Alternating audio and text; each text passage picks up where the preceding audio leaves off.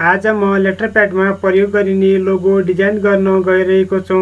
Logo design गर्नुको लागि हामीले आफ्नो कम्प्युटरमा माइक्रोसफ्ट अफिस वर्डलाई ओपन गर्नुपर्ने हुन्छ। आफ्नो कम्प्युटर वा ल्यापटपमा माइक्रोसफ्ट अफिस वर्डलाई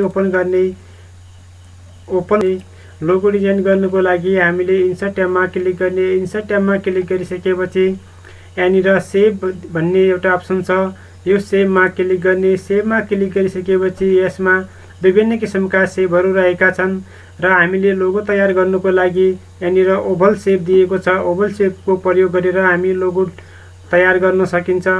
यसमा क्लिक गर्ने। यसमा क्लिक गरिसकेपछि यहाँनिर प्लस जस्तो आइकन आएको छ, यसलाई हामीले माउसको सहायताबाट ड्र्याग गरेर यसमा ड्र गर्न सकिन्छ। यसको लागि हामीले आफ्नो किबोर्डबाट शिफ्ट कीलाई प्रेस गरिराख्ने र माउसको सहायताबाट यसलाई ड्र्याग गर्ने र यसलाई सुरुमा हामीले बनाउँदाखेरि यो पुरै पेजमा भरिने गरी हामीले ड्र्याग गर्दा बनाउँदा हामीलाई सजिलो हुन्छ।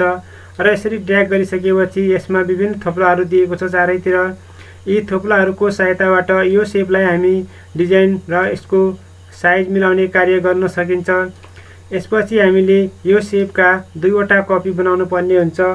यसलाई दुईवटा कपी बनाउनुको लागि किबोर्डबाट हामीले कन्ट्रोल सी र कन्ट्रोल भी गरेपछि दुईवटा कपी बन्छ र दुईवटा कपी बनिसकेपछि यहाँनिर हामीले सेभलाई राख्ने।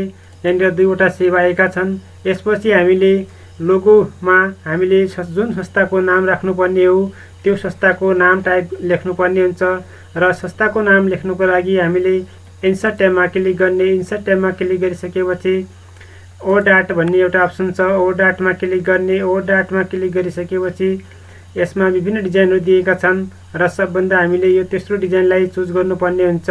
यसमा क्लिक गर्ने। यसमा क्लिक गरिसकेपछि यसमा यो टेक्स्टलाई हटाउनु पर्ने हुन्छ। किबोर्डबाट ब्याकस्पेस प्रेस गरेर हटाउन सकिन्छ। यसपछि यो कुन साइजमा लेख्ने साइज पनि मिलाउन सकिन्छ। यहाँनिर फन्ट पनि मिलाउन सकिन्छ।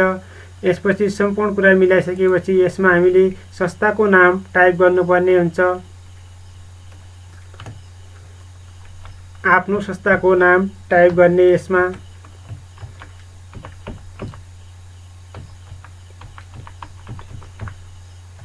यसमा संस्थाको नाम टाइप गरिसकेपछि ओके बटनमा क्लिक गर्ने। ओके बटनमा क्लिक गरिसकेपछि स्क्रिनमा आएको छ। यसलाई हामीले चेन्ज सेभ भन्ने छ, यसमा क्लिक गर्नुपर्ने हुन्छ।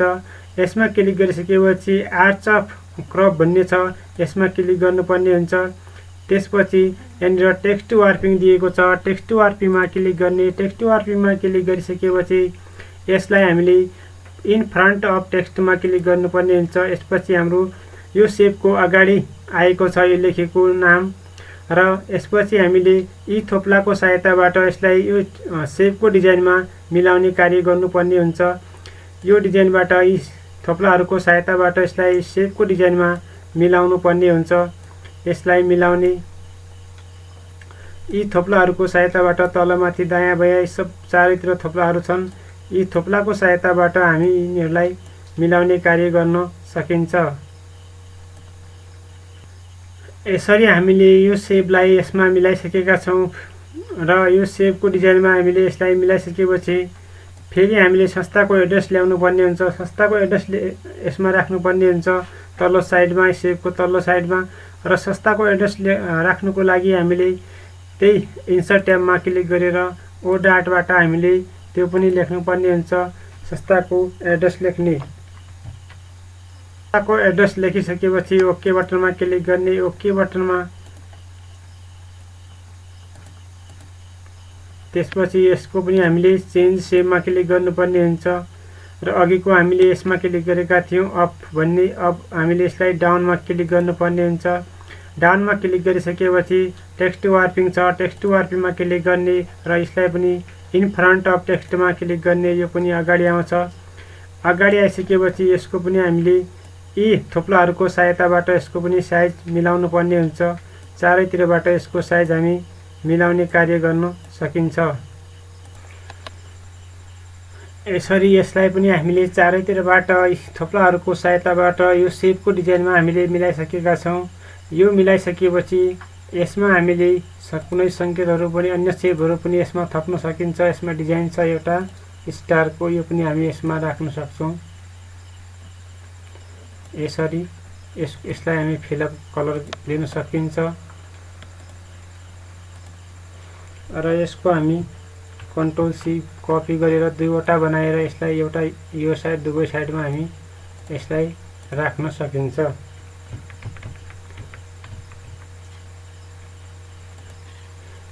यसरी हामीले यो मिलाइसकेपछि असम्पूर्ण हाम्रो यो तयार भएको छ।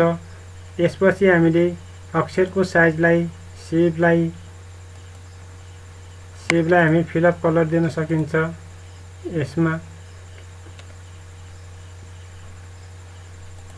फिलअप कलर दिने र फिलअप कलर दिइसकेपछि अक्षरहरूको कलर पनि चेन्ज गर्ने।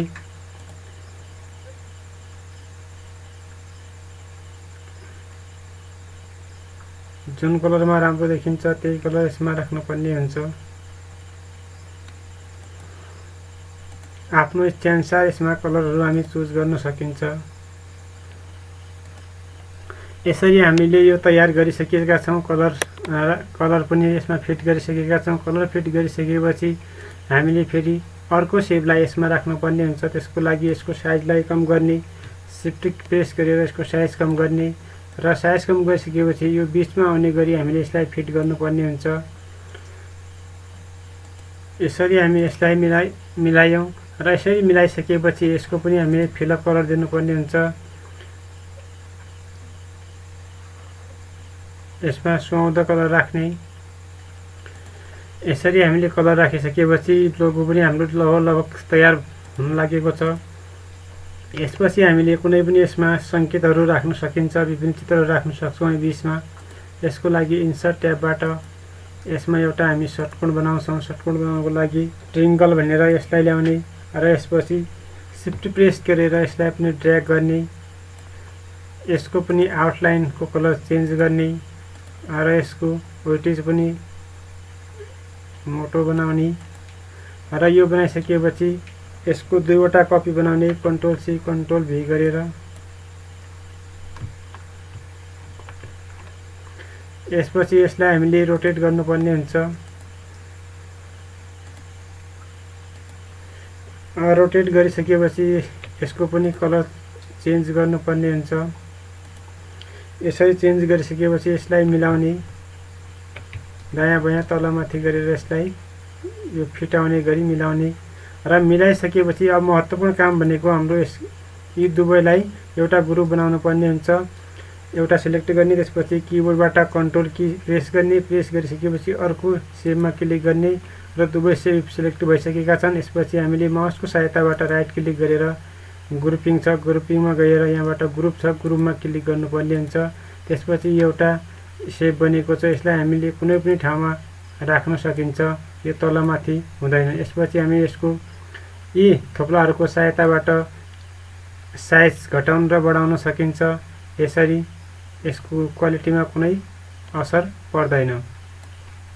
यसरी घटाइसकेपछि यसलाई हामीले त्यो सेपको यो लोगोको बिचमा राख्ने र बिचमा राखिसकेपछि यसको पनि हामीले यो सेपमा आउने गरी हामीले बराबर आउने गरी यसमा मिलाउने। यसरी मिलाइसकेपछि हाम्रो लोगो तयार भएको छ। यसपछि हामी यसलाई पनि ग्रुपिङ गर्नुपर्ने हुन्छ। सम्पूर्णलाई एउटा ग्रुप बनाउनु पर्ने हुन्छ। यसको लागि किबोर्डबाट कन्ट्रोल की प्रेस गर्ने र सम्पूर्णलाई क्लिक गर्दै सिलेक्ट गर्ने। प्रत्येकलाई हामीले यसरी क्लिक गरेर सिलेक्ट गर्नुपर्ने हुन्छ र सम्पूर्णलाई सिलेक्ट गरिसकेपछि राइट क्लिक गर्ने। यसलाई पनि हामीले ग्रुप बनाउनु पर्ने हुन्छ। ग्रुपिङ गरिसकेका छौँ। अब कुनै छुट्यो कि छुटेन भन्ने दायाँ बायाँ गर्ने, कुनै पनि छुटेको छैन, एउटा ग्रुप बनेको छ। यसरी हामी सम्पूर्णलाई सिलेक्ट गरेर एउटा ग्रुप बनाएर यसको एउटा लोगो तयार गर्न सकिन्छ। यसको साइज हामी घटाउन बढाउन सकिन्छ। यसपछि हामी यी थोप्लाहरूको सहायताबाट किबोर्डबाट शिफ्ट प्रेस गरेर यसको साइज हामी घटाउन सक्छौँ। लेटर प्याडमा राख्नको लागि यति ठुलो हामी राख्न सकिँदैन, असम्भव छ। यसको लागि हामीले यसको साइज सानो बनाउनु पर्ने हुन्छ। यसरी सानो बनाइसकेपछि कति आकर्षक देखियो र यसरी सानो साइज बनाइसकेका छौँ र यो साइजलाई हामी कुनै पनि लेटर प्याडमा राखेर आफ्नो संस्थाको एउटा लेटर प्याड तयार गर्न सकिन्छ। यसरी